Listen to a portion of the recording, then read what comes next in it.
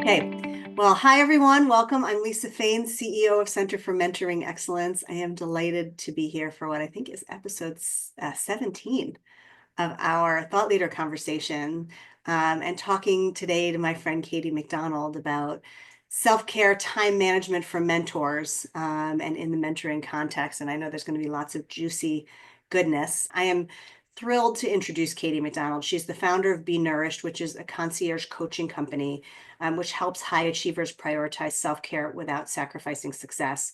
She's a self-proclaimed daily planner enthusiast since her childhood. And then in 2020, she created the b.nourished planner just when we all needed it most. As a sought-after keynote speaker and self-care strategist, she's worked with organizations like Brown University, CVS Health, and Facebook. She's also been featured in HuffPost, Dwell, and Apartment Therapy, and has a life story that includes surviving an IRA bombing, a San Francisco earthquake, and a ferry sinking. So she is no stranger to resilience. And it actually was a Zen meditation retreat that truly tested her, that maybe she'll share that with us. So welcome, Katie. So happy to have you here. I'm so happy to be here, Lisa. And hi, everyone. I want to just dig right in, and I want to make sure we have time to talk about self-care and time management on their own, but also in the context of mentoring as well. So maybe we can start, Katie, with what are some of the biggest misconceptions about self-care, especially among high-achieving individuals, and how can we reframe those? Yes, I love this question. We perceive it often as pampering, Mm, as indulgent, as superficial, as spa services, right? This mm, kind of passive process, that this receiving. And while that can be part of it, what we're missing in the conversation about self-care is the way that we can leverage it for greater productivity, that we mm. can actually gain competitive edge when we use self-care, because most people are not leaning into self-care. In fact, we're telling ourselves this delusional story that we can postpone it and then we'll get to it later, and later never shows up until our life prompts us, until health issues prompt us or force us to recalibrate and reconsider the role of self-care. So self-care is typically perceived as selfish and not relevant to accomplishment and productivity. And I challenge all of that. I think self-neglect is selfish. And I Mhm. think one of the most underutilized tool is actually well-being. Interesting. I mean, I don't think we think about it as self-neglect until the need for self-care feels imminent, right? Right? Right? We have to be on fire. I mean, inflamed, inflammation, right? That is the most diseases, the cornerstone of most diseases is inflammation. There's too much heat, too much fire.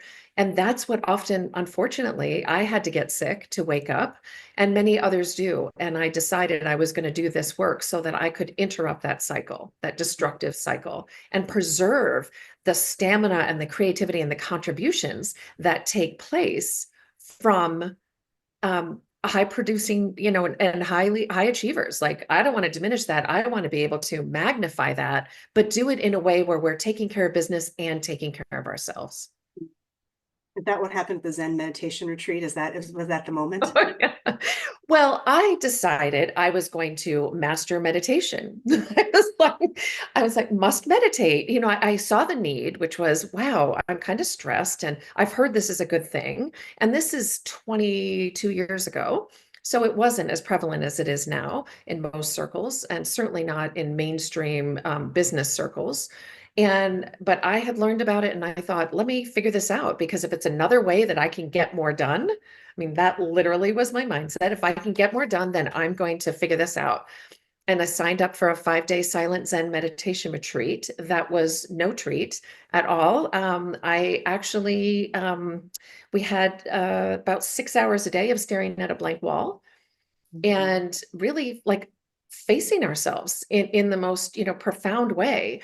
And we would do 30 minutes of sitting and then 5 minutes of walking meditation, and then back on the cushion, 30 minutes and in silence for 5 days. And by really, after the first few rounds, I actually ran to the bathroom in the walking meditation and discovered that I was bleeding and bleeding a lot. And I had interpreted that as I had earned hemorrhoids for time logged on a meditation cushion. So I was like, woohoo, I am nailing this meditation thing.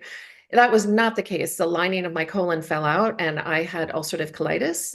And it happened right there and was the start of what they thought was cancer and digging to all these solutions. But literally being in my own company without the distraction of busyness was so excruciating that even the lining of my colon packed its bags and left.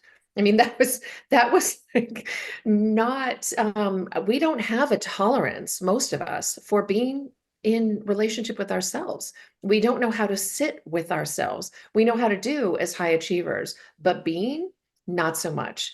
So the human doing part, I got down, but the human being part was completely foreign to me. And even to this day, I will always choose doing over being. And I need to have the daily practices to keep me committed to what is it to simply be. There's like so much goodness there. What comes up for me is, and we asked for those on the recording, you weren't here before folks joined, we asked what maximum about time is true for you. One that actually didn't occur to me then, but I say all the time is that busy is my drug. Is like, isn't it so interesting that you went to a Zen meditation retreat so that you could like, because it would lead to something more productive, right? Yeah, I So wanted to yeah, slay the dragon, right? I yeah, was like, I don't know how to quiet this mind. So yeah, I'm just gonna I'm gonna rein it in. I mean, that's really what I thought I was gonna do, that I yeah, could gain mastery over it. And what I discovered is the healing and the wisdom and the resiliency and the insight comes when we actually surrender to it, when we yeah. learn how to tolerate moments of just simply being in our own company, befriending ourselves, because that's what it is. If we can't tolerate being with ourselves, that's often the source of the busyness, the chronic, relentless busyness that becomes self-neglect, Mm, is a disengagement with ourselves. yeah. And at least for me, the way that that shows up is like I judge whether I've had a good day by how much what do I have to show for it? What, Yes. how Yeah. many things have I crossed off the to-do list? Yes. So I Yes. want to get a little bit more into this human being versus human doing piece. Can you just dig a little deeper on that? Yeah. So a good example would be I introduce my clients to a tea ritual. And it doesn't matter if it's tea. If you don't like tea, it's okay. It doesn't. But what I love about tea is that it activates every sense. So imagine it's in the morning, and before you get onto any screen, before you engage with anybody else in your life, you actually check in with ourselves. Because most of us are more interested in the postured lives of acquaintances and strangers on social media and show an incredible disregard for ourselves. Like, what do I need? Right? How am I doing today? So this tea ritual becomes we boil the water. So now we've activated a sense, right? We've got the hearing, the water's boiling. We've got the tea, we're smelling the tea, we're touching the tea, we're putting it in a mug, we're letting it steep. We're smelling it, then we're tasting it, we're holding the warm mug. We have now activated every sense and we've become human beings again, right? That humanity that unites us all is our senses, among other things, but certainly our senses. So most highly intelligent people, high achievers, they're living neck up. And I should say, we're living neck up. We live neck up. And we need to take the elevator down and inhabit our bodies. I wouldn't drink water when I was working before. I used to work for Time Magazine and I sold advertising in 45 national publications. And I would not drink water because that meant I would have to stop and go to the bathroom. And I was on the road to the next client. Like I didn't have time for that. So I stopped drinking water because I didn't want to have a bathroom break. I would like skip meals unless it was a lunch, a work lunch, not sleep because I'd wake up and I didn't know what to do with all this energy and this drive to be successful, to be okay, right? This external validation. Like you said, the to-do list is an external validation. It's something outside you that says you're okay. But when we actually just say, I'm okay regardless, right? Just as I am, the only way we can really reach that is if we embrace the pauses between the meetings, the pause between the conversation, capturing these moments when we can recalibrate just for a moment and remember that we have choice, we have agency, we have freedom instead of this Pavlovian response. The bell rings on that to-do list and we're in there checking it off, that we have other measurements for okayness. Love that. I love that. Is there like a success story where implementing self-care practices transforms someone's professional and personal life that you can think of? I have countless ones because I've been coaching for 15 years, but I'll pick one that I think was so fascinating at many different levels. There was a woman who was the CEO of a family business. She didn't really choose the family business. It was just what you did, right? So she was a good girl doing what, she was supposed to do for her family, take on the family business, have all the family dynamics that come with it. And she was mothering at work. So her employees were, she was very protective of them, very maternal towards them, was constantly flittering about, concerned about their well-being, which is a beautiful thing, but she was also infantilizing them. Mm. She was also taking on their work. She wasn't empowering them because of her control issues, her needing it to be just so and perfect. She was holding on tight and depriving them of their own growth, and also keeping her tethered in a way that she needed to be liberated to do her work. The visionary work that a CEO needs to do, she was in the weeds because she hadn't trained enough, she hadn't trusted enough, and she hadn't set enough systems and protocols in place that would allow a thoughtful implementation. She was still, and because she would tell herself, oh, I don't have time to do that. Right? I don't have time to do that. Well, you know what? I'm up on her. Actually, the first thing she said to me is, I don't know why I'm calling you because I don't have time for self-care. She said, I will never let go of being productive. It's who I am. It's what I do.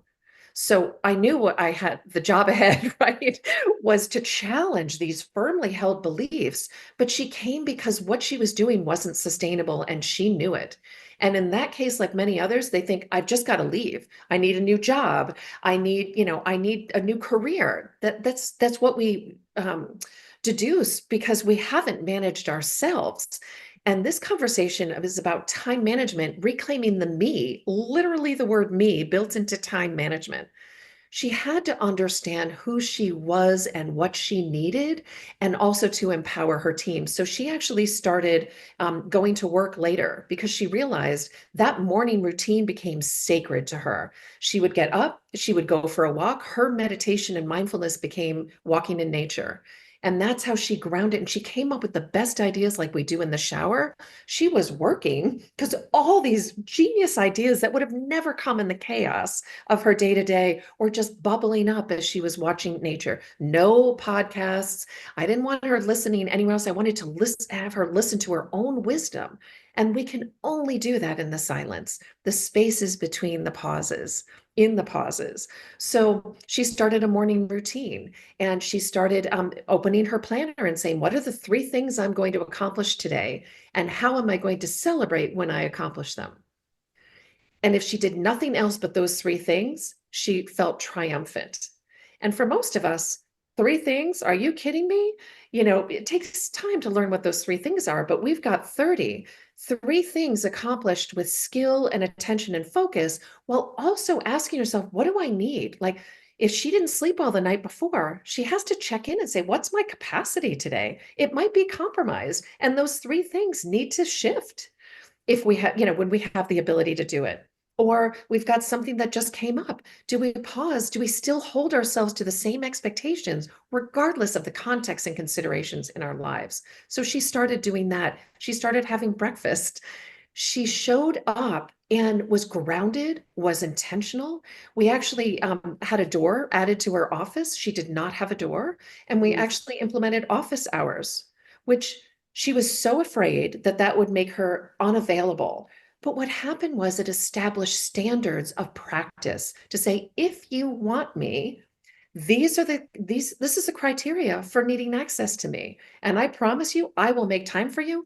but I need you to run through this process before you get to me. And what happened was her team felt empowered. They felt emboldened. They felt capable and trusted. They were taught, they were trained. She was actually on a board to train other people. She was a mentor training other people, and yet she wasn't tending to her own staff. And as a result, she was dealing with turnover over and over again. Think So about the role modeling of that, right? I mean, just also like what's the ripple effect of teaching people like, yeah, you need to set out, you can set boundaries too. Uh, you absolutely. know, And she started changing the snacks in her. I was like, we were started talking about nutrition, and I was like, well, what happens at your office? She's like, oh, we've got what are those things called? vending machine. A vending machine filled with junk. And I was like, well, how about you role model and walk your talk and provide the same resources that you've learned and bring it as a signature of what your experience is. And all of a sudden, instead of grabbing candy, people were eating healthfully and talking about it. There was a culture of well-being. She Mm, repaired her relationship with her daughter. Her team got new titles and new responsibilities. They felt empowered, and she could do the visionary work. She ended up buying another business. So the things that happen, I mean, that's not even a fraction of what happened in a 6-month window of turning her skills that she gives so freely to the world towards herself. And the awesome. investment in the business was remarkable. And we are our work. Like, to think that what we do at home doesn't affect what we're doing at work or vice versa is delusional. This is like really, I mean, that's so profound in so many ways. It's also is a great segue to kind of talking about the mentoring context, because one of the things that we encourage mentors and mentees to do is to have a boundaries conversation. And a boundaries conversation can be about scope of what we're talking about. Meaning, do we want to just limit the conversation to what's happening work wise or in their professional life? But a boundaries conversation is also about access, about mode of communication, about what each is willing to give to the relationship. And, what I'm hearing you saying is like, well, we got to do that for ourselves also. But I'm wondering if you can speak a little bit to like how can we take this concept of time management and self-care and bring that into the mentoring context? You know, I guess let me ask it in that kind of open way, ended way first, Katie, and just see what comes up for you.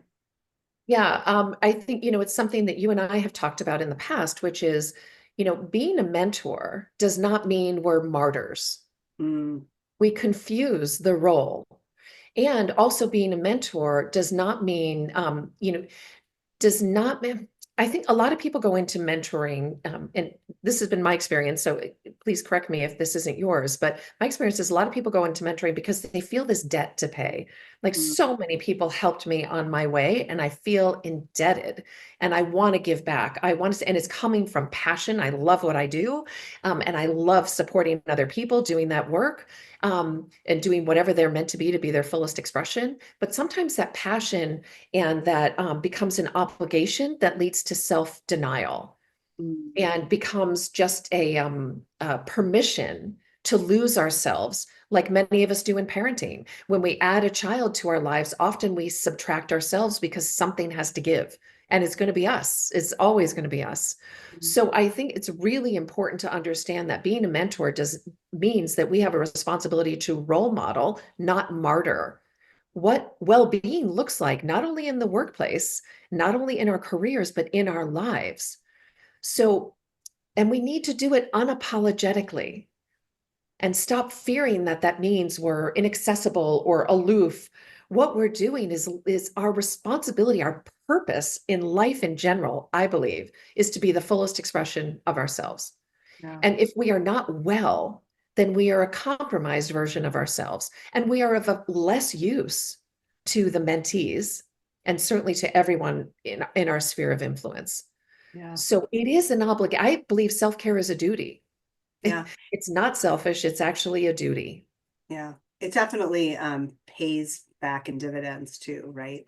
It's interesting because so the first thought that I'm channeling some of the objections to this that I can hear, Yeah. I can imagine come out. I was like, look, how am I going to do that Like, how am I going to help a mentee do any of this? I'm not really good at it myself, right? Yeah. That's thing one. And to that, I think my answer, and I'm curious yours and also those of in our virtual room here as well, is make it a learning opportunity together. Own that you're not good at it and say, hey, let's try, let's experiment between now and the next meeting. What are you going to do? What am I going to do? And let's report back. And you make it a learning experience together. Sharing that vulnerability, I think, can be powerful. What comes up for you and that, Katie, and also, to Kanisha, Sean, Michael, and Haley, who are here live, anything that resonates for any of you as ways to go about doing that in a mentoring relationship?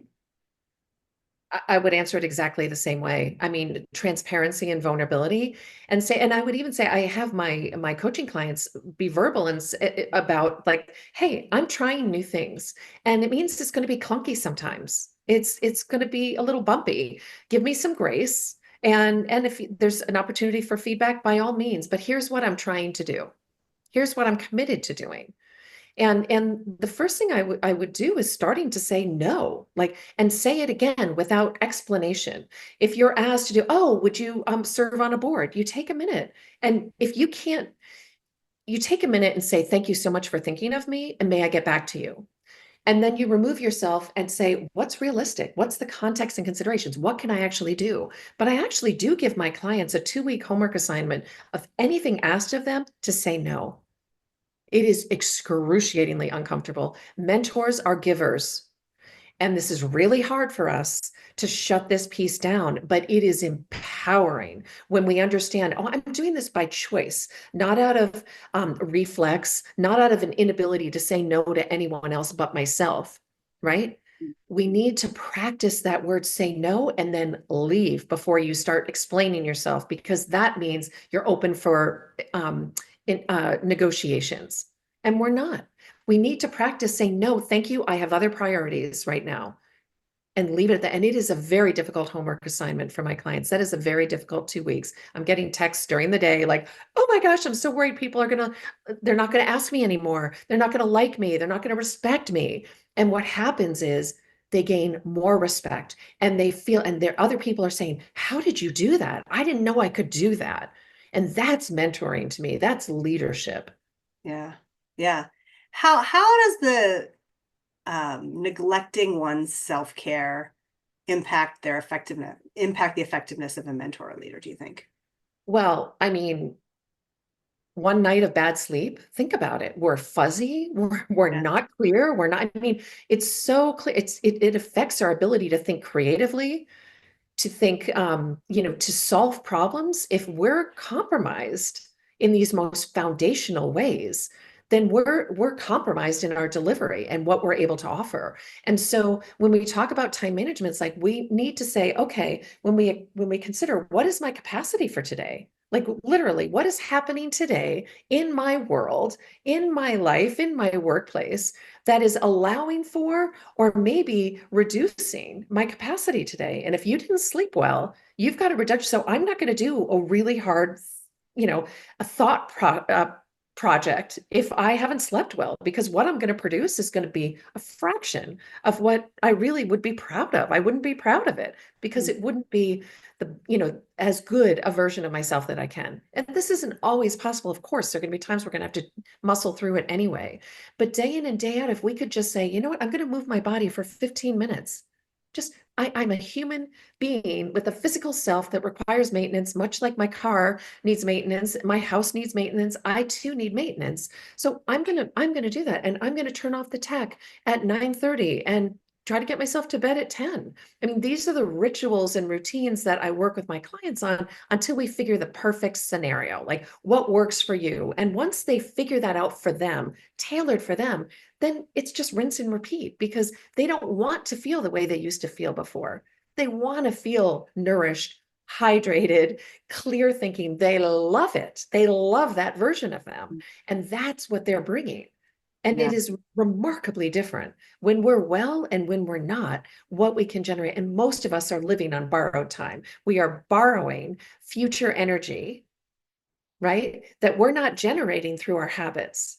So, as I was saying, borrowing the future energy, the way we get energy is through our food. The way we get energy is through sleep and exercise.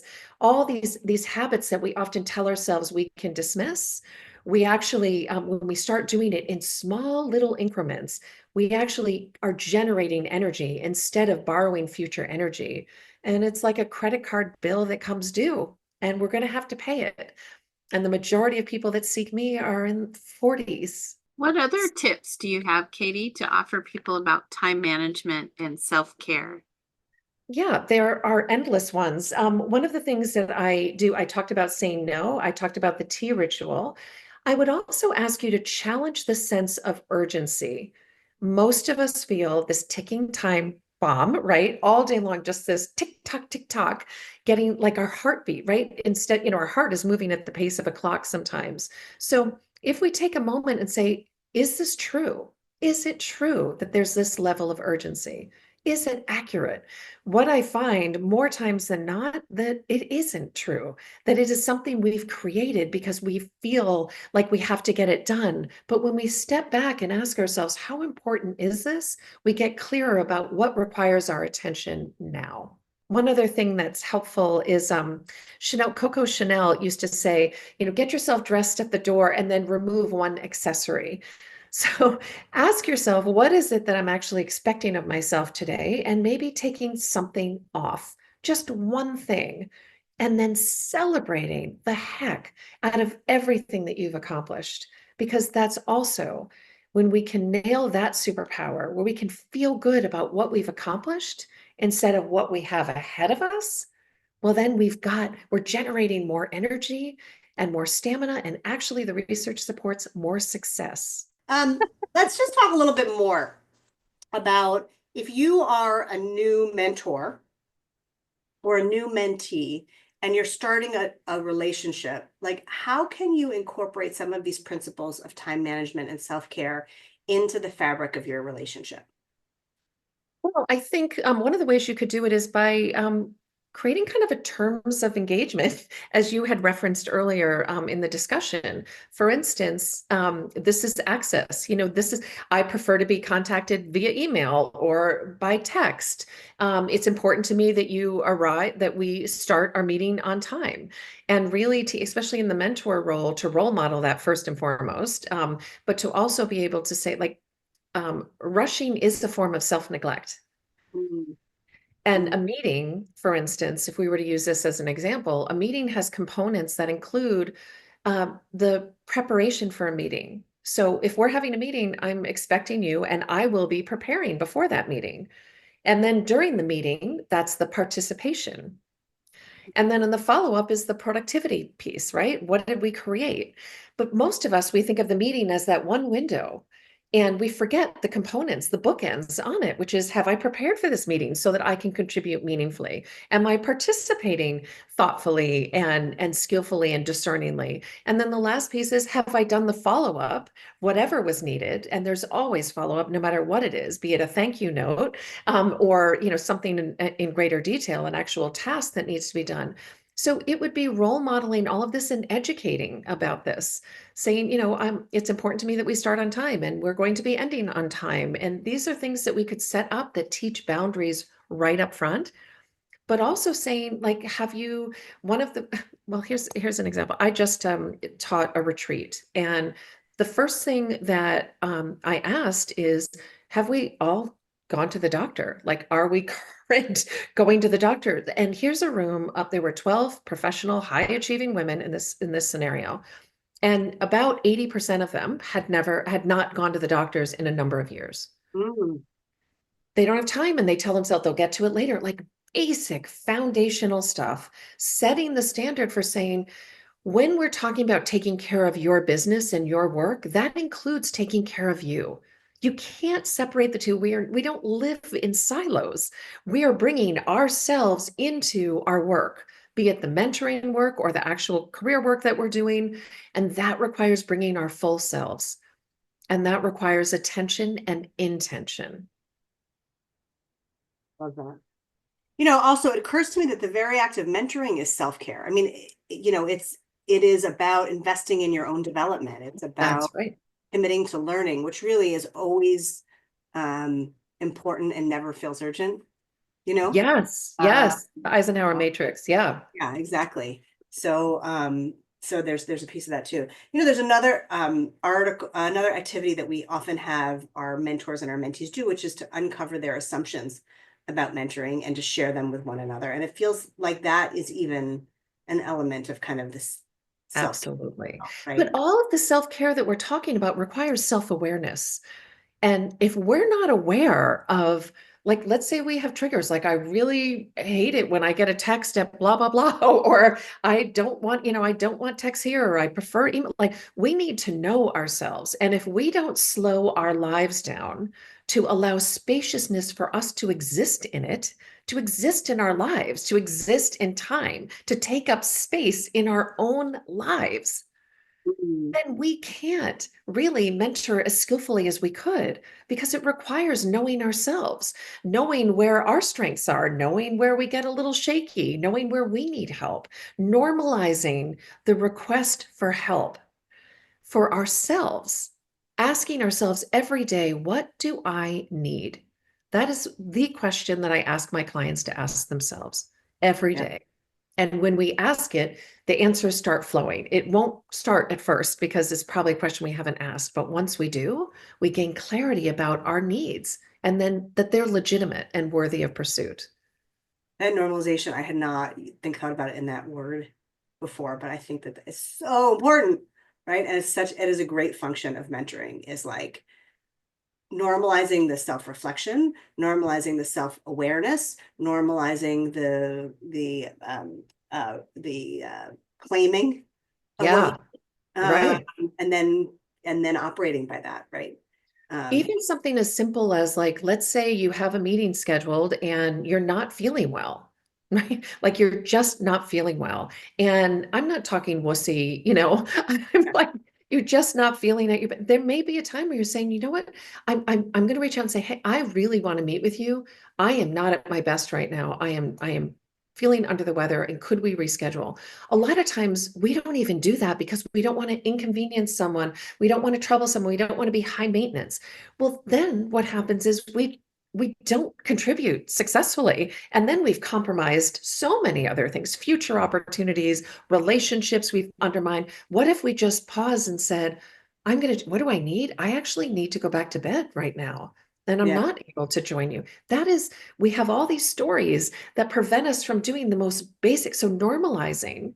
I remember I invited somebody to an event, and she contacted me 10 minutes before and said, I'm so sorry to disappoint you, but I'm not able to join you. And she didn't give an answer. She didn't give an explanation. And I have to say, I had so much respect for her. And all I thought was, I didn't know you could do that.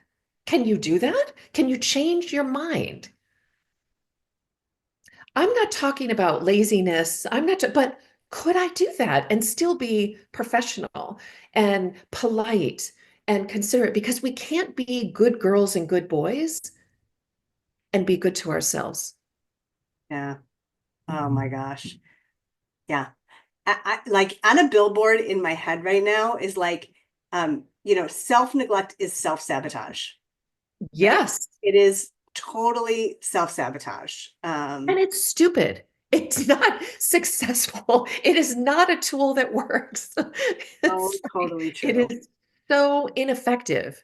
So Yeah, ineffective. yeah, So practice in these little ways, like just to this week, I'm going to walk 15 minutes. Like that's it, or 5 minutes. Make it five if that's, I'm just going to walk, and then just do it. Don't ask yourself if you're in the mood, if you feel like it. Do I have time? Scarcity mindset, scarcity mindset. Just do it. And then at the end of the week, like, hey, how do I notice any difference? Did I enjoy it? Do I have clarity? Was I more effective? The answer is going to be yes. Let me help you solve that. The answer is yes. And you're going to want to yeah, do it more. yes. I love it. I absolutely love it. Oh my gosh. I mean, simple and like so incredibly profound. So incredibly profound. Thank you. Um, all right. I want to just make sure people know how to get in touch with you, Katie. So, I want to make sure to share the slide. Your planner is brilliant. It outlines all of the things we've talked about today and more. So highly encourage people to get their hands on that. To join us on March 26th for a conversation with David Clutterbuck, who is really a legend in the coaching and mentoring space, to talk about this intersection of coaching and mentoring. And just a thank you for like all the incredible truth bombs, the grace with technological difficulty, but the friendship especially, and just the giving of your knowledge. And, you know, it's so interesting. Like you're saying 5 minutes, you need 5 minutes to start. And then you can build on that. It's not, you know, we think of like self-care as I need a day, a spa day. Yeah, It's that's not what we're talking about. so much more simple than It is that. the daily small practices that honor the fact that we are human beings. Yeah. And I Yeah. love thinking about mentoring as a space to really practice and claim that. I think that that's really a great use of this special developmental tool as well. So thank you for your time and wisdom. Mentor on, everybody. We'll see you March 26th. Thank you, Lisa.